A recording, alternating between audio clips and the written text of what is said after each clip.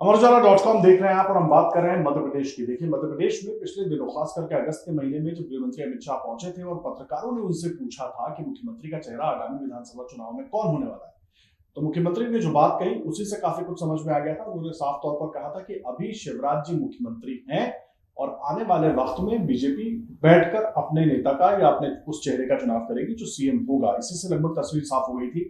लेकिन कल एक कार्यक्रम में बोलते हुए शिवराज सिंह चौहान ने जो बात कही है वो कहीं ना कहीं उनकी चिंता, उनकी हताशा, उनकी निराशा सब कुछ दिखाता है। और शिवराज सिंह चौहान ने जिस तरीके से कहा कि जब मैं चला जाऊंगा तो मुझे याद करोगे, इसके मायने क्या है वो सब बताने के लिए हमारे साथ इस वक्त वरिष्ठ पत्रकार विनोद अग्निहोत्री जो मौजूद हैं।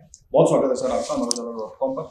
सबसे पहला सवाल ये है, शिवराज सिंह चौहान का लंबा राजनीतिक अनुभव है, 1990 से विधायक रहे हैं और करीब करीब 18 साल के मुख्यमंत्री भी हो गए। इस स्थिति में एक तो क्यों आ गए, और ये इनका जो बयान है जो उन्होंने बुधनी में दिया कि मैं कल चला जाऊंगा तो मुझे याद करोगे कि मेरा भैया सबसे अच्छा था, ये पूरी बात उनका कहने का मतलब था। मायने कैसे निकाले इसके, मतलब संकेत स्पष्ट है उनके पास भी बिल्कुल, और अब तक जो हो रहा है बड़ा भावुक किस्म का बयान है उनका। और देखिए आदर्श जी, एक समय बाद अब आप माउंट एवरेस्ट पे चढ़ गए, उसके बाद उतरना तो पड़ता ही है। और सचिन तेंदुलकर को भी रिटायर होना पड़ा। शिवराज जी ने बहुत लंबी पारी राजनीति खेली, हालांकि अभी भी उनकी उम्र ऐसी नहीं है, वो कोई अडवाणी जी या जोशी जी वाली उम्र को नहीं पहुंचे हैं कि उनको मार्गदर्शक मंडल भेज दिया जाए। लेकिन फिर भी मध्य प्रदेश की राजनीति की अगर बात करें तो उन्होंने विधायक से लेकर के सांसद और मुख्यमंत्री तक की एक लंबी पारी खेली। और अब जिस तरह के संकेत मिल रहे हैं, तो जो संकेत हमको और आपको मिल रहे हैं तो उनको भी मिल रहे होंगे, और शायद उनको ज़्यादा मिल रहे होंगे। जिस तरह प्रधानमंत्री जी ने मध्य प्रदेश की एक रैली में उनका नाम नहीं लिया, वो मंच पे साथ थे, लेकिन फिर भी मोदी जी ने उनका जिक्र ही नहीं किया कि भाई हमारे साथ मुख्यमंत्री शिवराज सिंह चौहान जी हैं। इसके अलावा लगातार पिछले 6 महीने 8 महीने से ये चर्चाएं रही कि बदला जा रहा, शिवराज सिंह चौहान को हटाया जा रहा, कोई और आ रहा। हालांकि उसमें तो पार्टी ने फैसला नहीं लिया, शिवराज सिंह चौहान अपनी गद्दी बचाने में कामयाब रहे। अब चुनाव उन्हीं के नेतृत्व में होंगे उनको, लेकिन चुनाव के बाद उनकी भूमिका क्या होगी इस पर अभी ना पार्टी ने कोई बात स्पष्ट की है और ना शिवराज सिंह चौहान को ये भरोसा है कि शायद अगर पार्टी की सरकार बनी बीजेपी की तो उनको मुख्यमंत्री बनाया जाए। क्योंकि जिस तरह 2-3 संकेत ऐसे मिलते हैं। एक तो आमतौर पर भारतीय जनता पार्टी की रणनीति हमेशा रही है कि जहां उनका मुख्यमंत्री होता है तो चुनाव में कह दिया जाता है। आप याद कीजिए उत्तर प्रदेश में आखिर योगी जी के बारे में बोल दिया था, मोदी जी ने भी बोला, अमित शाह जी ने भी बोला कि योगी जी को, हरियाणा में खट्टर जी के बारे में बोल दिया गया था। इसके अलावा मुझे याद है झारखंड में रघुवर दास के बारे में बोला कि हालांकि लोन स्वीकार नहीं किया। महाराष्ट्र में चूंकि शिवसेना के साथ गठबंधन था, फिर भी एक मैसेज था कि देवेंद्र फडणवीस भाजपा के उम्मीदवार हैं। मध्य प्रदेश में भी ऐड कर लें इसमें, हाँ ठीक है, जेडीयू अलग थी, हाँ, लेकिन नीतीश कुमार को घोषित किया गया था।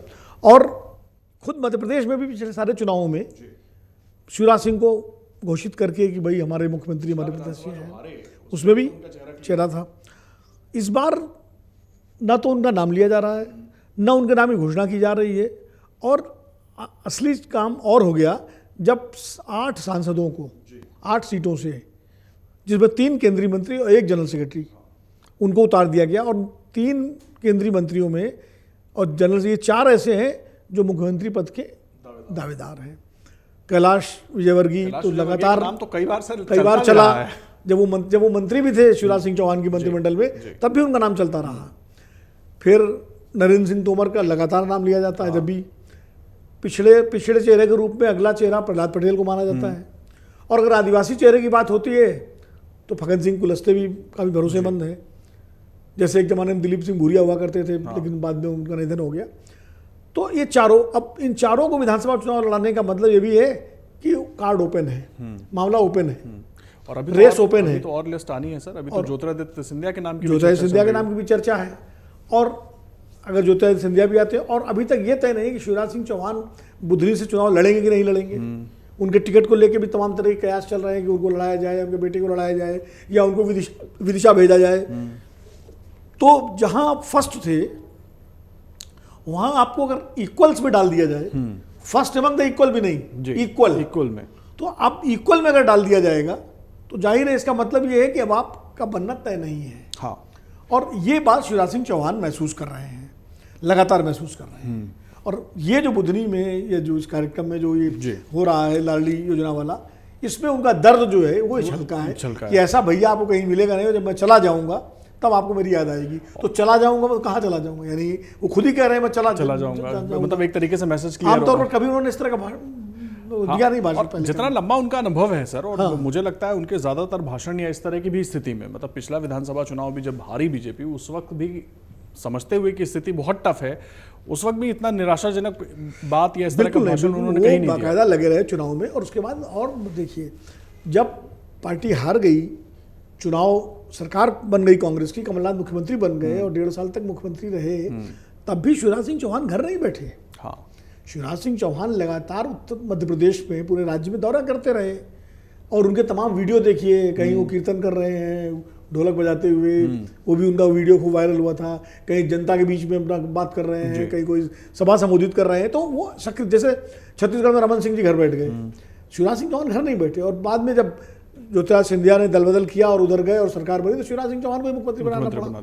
तो ये सारी चीजें हैं। अब दरअसल भारतीय जनता पार्टी मध्य प्रदेश में एक प्रयोग कर रही है, और प्रयोग ये कर रही है कि वो वहाँ ये संदेश देना चाहती है कि हम किसी शिवराज सिंह चौहान के सहारे चुनाव नहीं लड़ रहे हैं, हम पार्टी के सामूहिक नेतृत्व के सहारे चुनाव लड़ रहे हैं, जिसमें मोदी जी हमारे सबसे बड़े नेता हैं, उनका चेहरा आगे है, लेकिन राज्य स्तर पर सामूहिक नेतृत्व का चुनाव है। तो जो पार्टी हमेशा अपने नेता को आगे करके सामने वाले से सवाल पूछती रही है कि आपका नेता कौन, अब वो कह रही है कि हम सामूहिक नेतृत्व में चुनाव लड़ेंगे। विचित्र स्थिति हो गई है, थोड़ी सी उलट गई है। 3 राज्यों में कांग्रेस ने तो अपना नेता दे रखा है कमलनाथ, और जबकि ये सवाल कांग्रेस से पहले हर बार भूपेश बघेल, और बीजेपी तीनों राज्यों में सामूहिक नेतृत्व की बात कर रही है, जबकि पहले हमेशा इसके उलट होता था। 2018 में बीजेपी पूछती थी आपका नेता कौन, छत्तीसगढ़ में कौन, मध्य प्रदेश में कौन, राजस्थान में कौन, और कांग्रेस कहती थी हम सामूहिक नेतृत्व चुनाव लड़ रहे हैं। और इस बार कांग्रेस अपना नेता आगे किए हुए और बीजेपी कह रही है सामूहिक नेतृत्व चुनाव लड़ रहे हैं। इसकी वजह क्या है सर? 2018 में जिस तरीके से शिवराज सिंह चौहान हारे, या मतलब बीजेपी हारी, ये वही वजह है, क्योंकि बाद में सरकार भले बन गई, लेकिन उस जीत के हीरो तो ज्योतिरादित्य सिंधिया रहे, 22 विधायक जो वो तोड़ कर लेकर आए। शिवराज सिंह चौहान तो नहीं थे, उनके आने की वजह से ही सरकार बन पाई बीजेपी की दोबारा। तो क्या आला कमान का भरोसा वहीं से टूट गया, या वहीं से लगा कि उस वक्त उतने साल के बाद जो शिवराज को लेकर एंटी इनकम्बेंसी थी वो अभी भी कायम है? ये एक बड़ी वजह है फेस बदलने की, अब फेस बदलने के बारे में सोचने की। देखिए, खाली शिवराज सिंह चौहान नहीं, शिवराज सिंह चौहान, रमन सिंह और वसुंधरा राजे और येदुरप्पा, ये 4 नेता भारतीय जनता पार्टी के ऐसे हैं जो मोदी और शाह की बीजेपी के नेता नहीं है।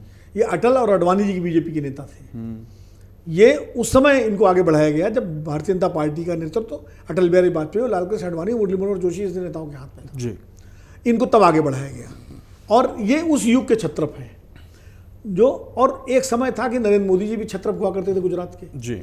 तो यानी इनका रैंक बराबर था। हाँ, शिवराज सिंह चौहान मध्य प्रदेश में के मुख्यमंत्री, वसुंधरा वहाँ की मुख्यमंत्री, रमन सिंह छत्तीसगढ़ के और मोदी जी गुजरात के। तो एक तरह से सब इक्वल रैंक में थे, और ऊपर थे अडवाणी जी, जो अटल जी, जोशी जी जैसे नेता।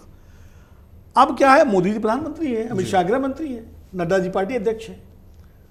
ये नेता वो हैं। मोदी जी को मान लीजिए आप एक तरह से अगर अलग कर दीजिए, वो तब भी बड़े नेता थे जब वो मुख्यमंत्री नहीं थे, तब भी जनरल सेक्रेटरी थे नेशनल लेवल पे, तब भी बड़े नेता थे। लेकिन अमित शाह और नड्डा जी, ये दो तो शिवराज सिंह और वसुंधरा के सामने एक समय में राज्य स्तर के ही नेता थे जी, और बाद में केंद्रीय नेता बने। तो एक तो ये एक टकराव होता है हमेशा। दूसरा ये है कि शुरू से भारतीय जनता पार्टी 2014 के बाद से ही एक चिंतन ये रहा, जब मोदी जी और शाह जी आए, कि अब जैसे भी हो राजस्थान में, मध्य प्रदेश में और छत्तीसगढ़ में, इन राज्यों में हमको एक सेकंड लैंड लीडरशिप डेवलप करनी है। ये कोशिश भी चली, लेकिन 2018 तक वो हो नहीं पाई। 2018 के बाद चुनाव हुए, कांग्रेस तीनों जगह जीत गई जी, तीनों जगह मुख्यमंत्री कांग्रेस के बन गए। मध्य प्रदेश में दल बदल हुआ और शिवराज सिंह चौहान को फिर मुख्यमंत्री बनाना पड़ा, क्योंकि जो सेकंड रैंक लीडर से शायद वो उनके अंदर इतनी क्षमता पार्टी ने नहीं समझी कि सबको एकजुट कर रख सकेंगे।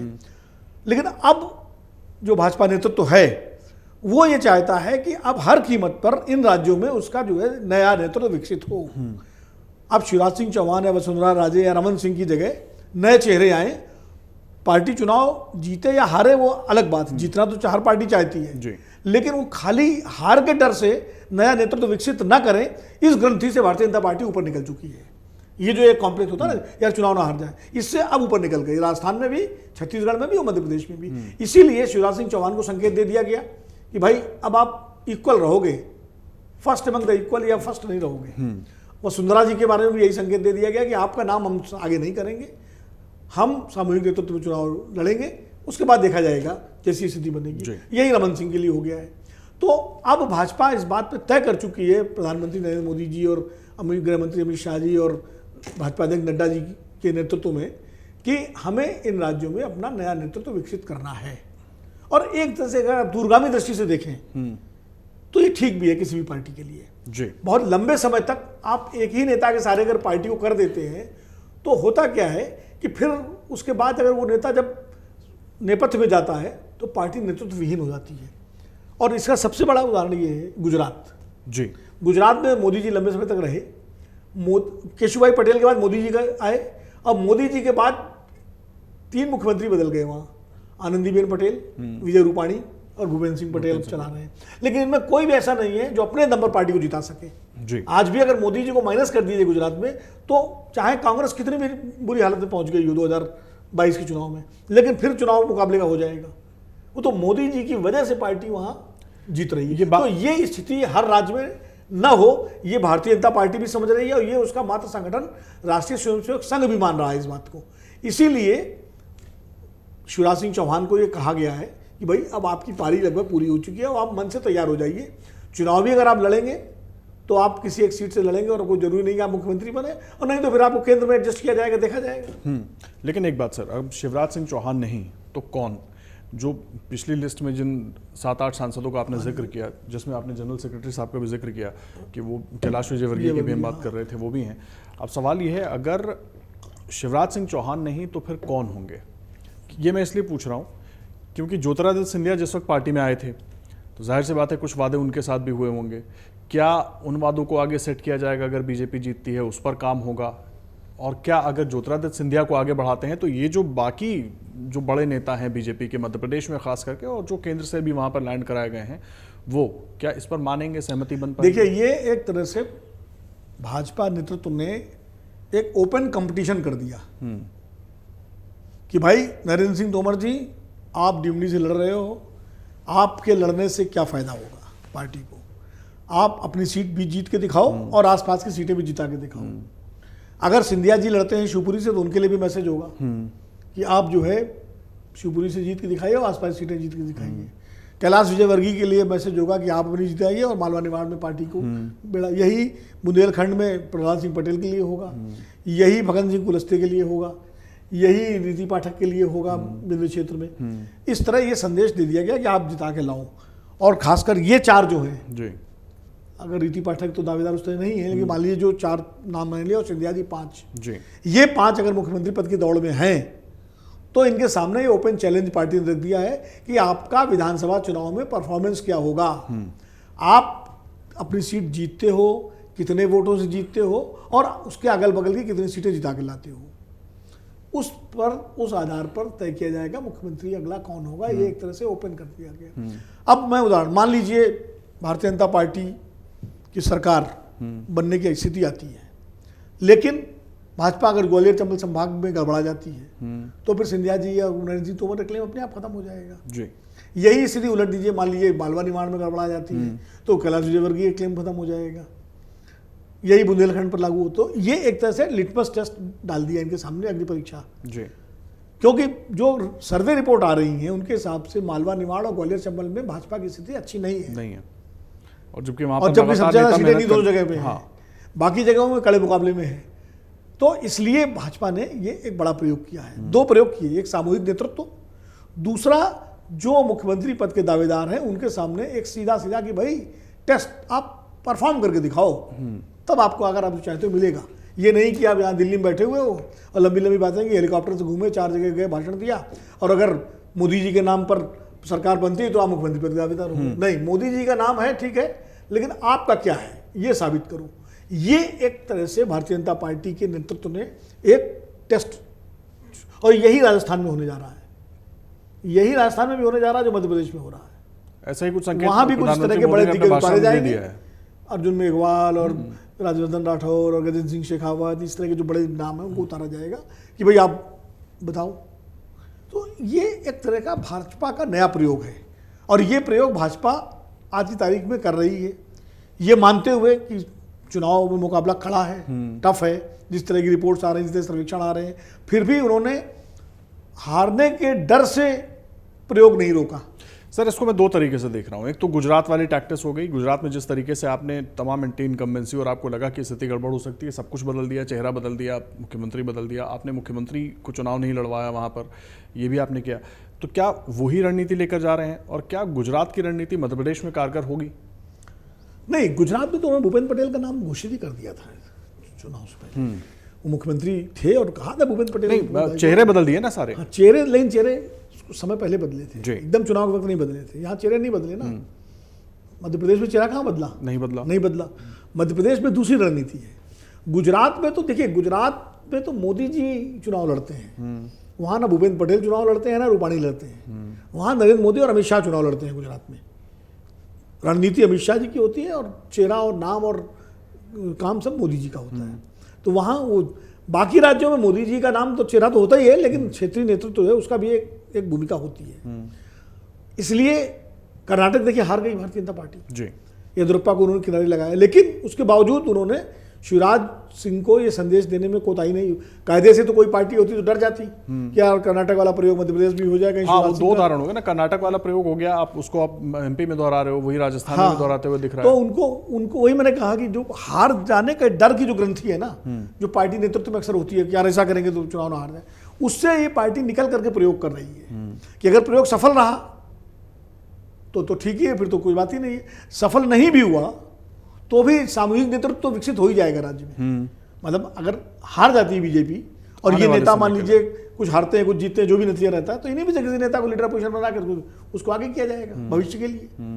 तो इस तरह से भाजपा ये प्रयोग कर रही है, और मुझे लगता है राजनीति में इस तरह के साहसिक प्रयोग पार्टियों को करते रहना चाहिए।